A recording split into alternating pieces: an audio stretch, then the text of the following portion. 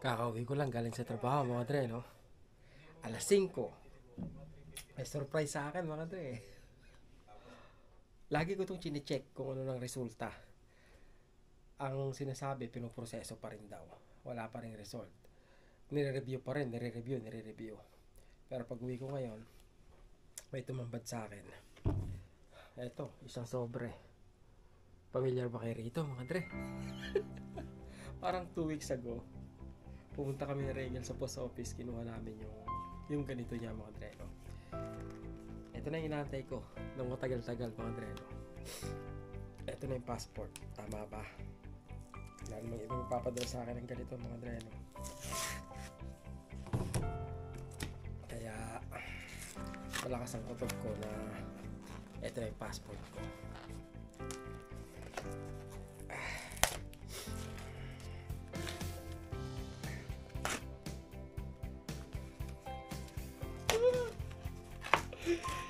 Nakakatuwa naman ito.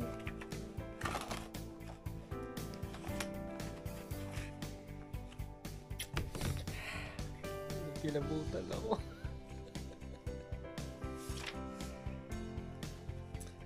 You need to do these 4 things now that you have your passport. Ang sabi niya mga dreno.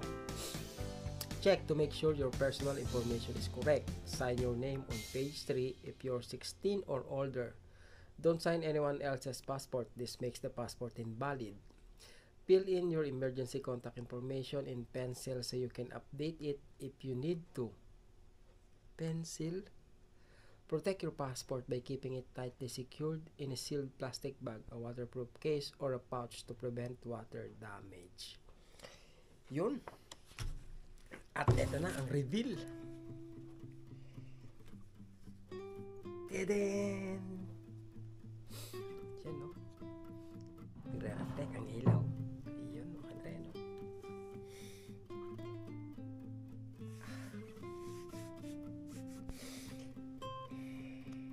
Maiiyak pa ako. Bihira.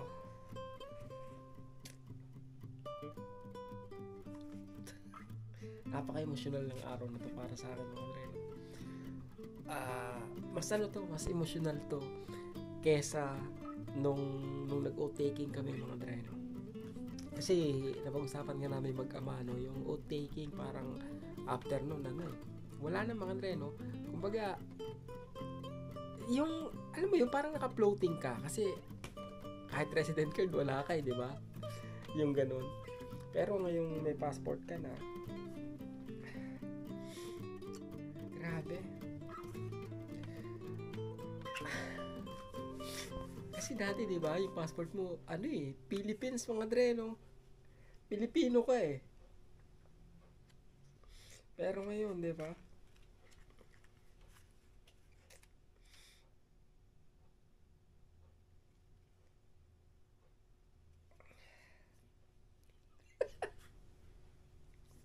Nakakatuwa naman to. Officially mga dre. Ito na, no? Totoo na to. Dito mo mararamdaman. Dito ko naramdaman mga dre, no? Yung tipong okay, Canadian ka na. So what? Ano ka? Hindi pa rin eh, di ba? Canadian yung passport ko mga dre, no? Pero yung ano ko, yung damdamin ko Pilipino pa rin mga dre, no? Hindi ako Canadian. Pilipino pa rin ako mga dre, no? Canadian yung passport ko pero Pilipino pa rin ako. Yun yung nasa puso ko mga dre, no? Yung totoo. Parang may iba ka lang identity. Di ba? Grabe, ang drama ko, no? Sabihin nyo, madrama ako. Wala lang, ano lang ako, natutuwa lang ako mga dre, no? Nakakatuwa lang na sino magkakala na darating tong panahon na to, di ba? Sa aming mag-ama pa.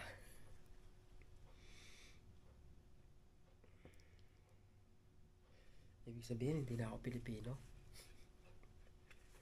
Di ba?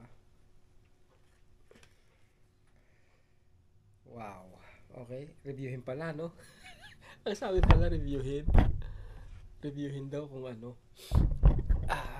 Kung tama yung information. Tama naman.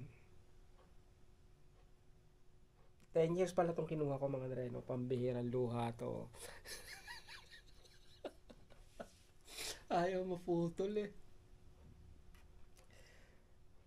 Yun. Ganap ng Canadian.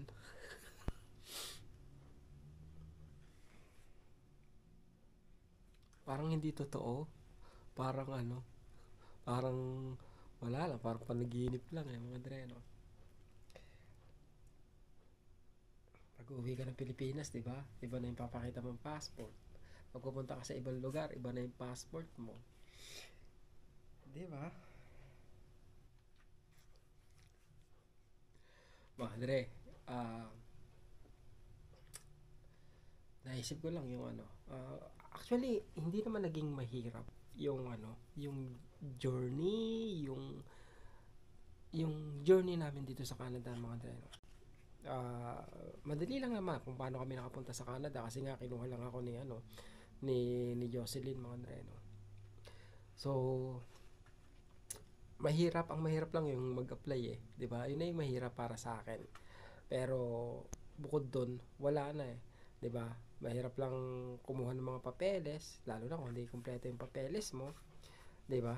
Pero nung nakarating na dito sa Canada, wala ka ng pangamba maliban dun sa wala ka ng pangamba na mapi-PR ba ako, hindi, wala yun mga dre, no? Kumbaga pagdating mo rito, okay na agad yung sitwasyon mo eh, 'di ba?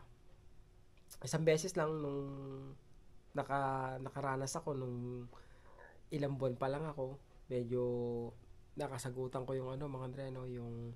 Yung landlady namin na Pilipina. Tapos parang tinakot niya ako. Sabi niyang ganun na mag-ingat daw ako kasi kakarating ko lang sa Canada. Baka mawala daw yung pagka-PR ko. Parang ganun.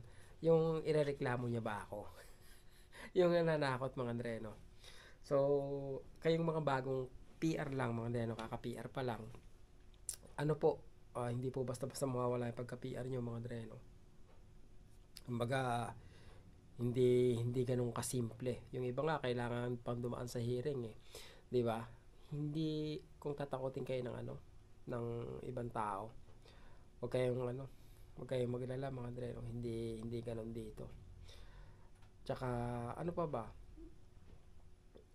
Yung sa mga TFW naman natin, 'di ba? Kung nakarating na kayo dito sa Canada, huwag rin kayo matakot kasi hindi kayo pwedeng ipa-deport ng mga amo nyo. Wala silang kakayanan na ipa-deport kayo mga dre, no? O i-cancel yung work permit nyo. At sinasabi din ng Canada mga dre, no, na malaya kayong ano makapili ng employer kung sakaling nandito kayo sa loob ng Canada, nakapunta na kayo rito. Let's say abusado yung employer nyo, pwede kayong lumipat ng trabaho mga dre, no? Pero syempre dapat i-secure nyo muna yung panibagong lamia at work permit nyo. Hindi yung wala pa kayong work permit, magtatrabaho na agad kayo sa iba, di ba? Bawal po 'yun. At yun, wag lang maabuso sana mga dre, no? Kasi maraming mga gumawa na kung saan, let's say sa Taiwan mga dre, pumutok yan, no? Yung galing Taiwan, kinuha ng employer, papunta rito sa Canada. Pagdating dito sa Canada, hindi man lang nagpaalam sa employer, basta na lang lumayas mga dre, no? Iniwanan na yung employer. Tapos kung matatandaan nyo yung si Bernie, yung barkada ko dito sa Toronto mga dre, no?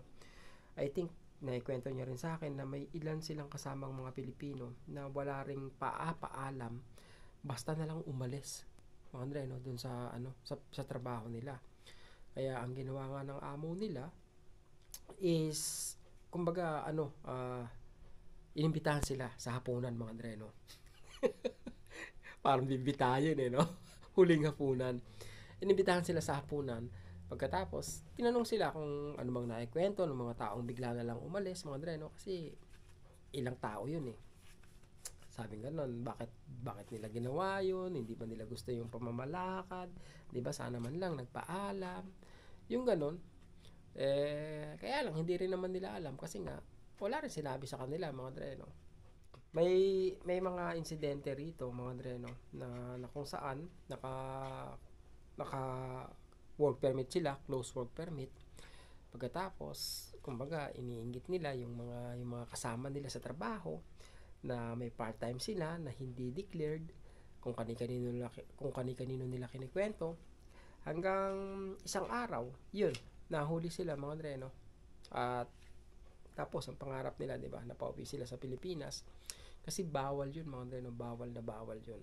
Ginagawa mo na nga yung bawal tapos pinagmalaki mo pa sa iba, 'di ba? Di 'yun, sira yung pangarap, 'di ba? Sira yung buhay, uwi sa Pilipinas, nasayang yung lahat, mga dreno, lahat ng pagkakataon. Bawal 'yan, mga dreno. Alam niyo naman 'yun eh. At lalong mas bawal, 'di ba, na ipagyabang nyo ba? Ipagyabang nyo pa, nanggiinggit pa kayo ng iba, 'di ba? Di nainggit nga yung pinagsabihan at 'yon, di napahamak siya, mga dreno. Anyway, mga dre, good luck sa inyo, mga dreno, at sana dumating yung araw na maging blue rin yung passport nyo, no? I think pare-parehas naman tayo ng pangarap eh. 'Di ba? Magkaroon ng blue passport, 'di ba? Maging Canadian citizen. Nang sa ganun, karaniwang naririnig ko, mga dre, no? Bakit mo gusto maging Canadian citizen? Siyempre, gusto kong magkaroon ng passport nila. Nang sa ganun, makapag-travel ako ng medyo hassle-free, 'di ba? Kumbaga, hindi ka na mag-a-apply ng visa sa maraming bansa. At I think ganun din yung katwiran ko, mga dre, no? Isa yun sa katwiran ko. Let's say gusto ko pumunta ng Europe, 'di ba? Hindi ko na kailangan ng visa, 'di ba?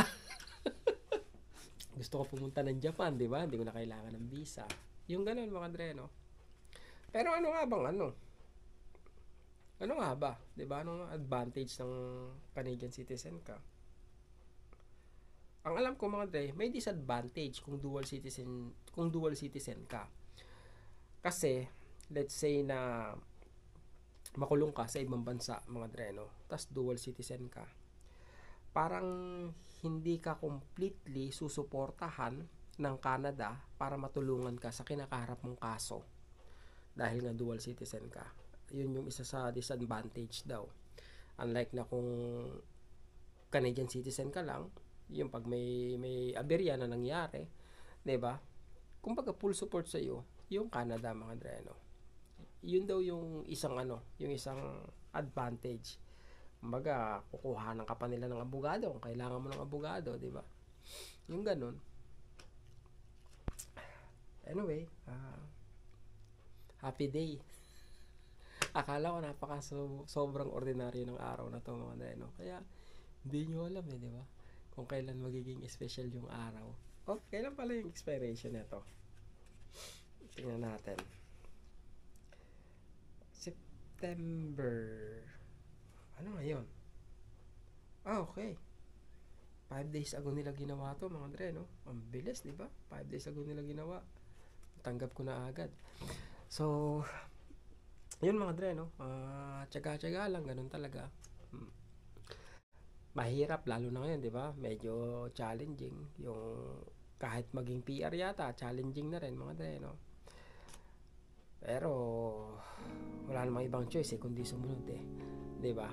Basta ano lang, dire-diretso lang kayo, 'di ba? Walang sukuan, walang ayawan sa mga pangarap, 'di ba? Masasaan ba at pagbibigyan din ng Panginoon kung ano man yung nasa puso ng mga dre. Tuloy-tuloy lang. So, mga dre, thank you sa suporta nyo. Canadian na tayo. Sa passport lang ha, pero Pilipino pa rin tayo, mga dre.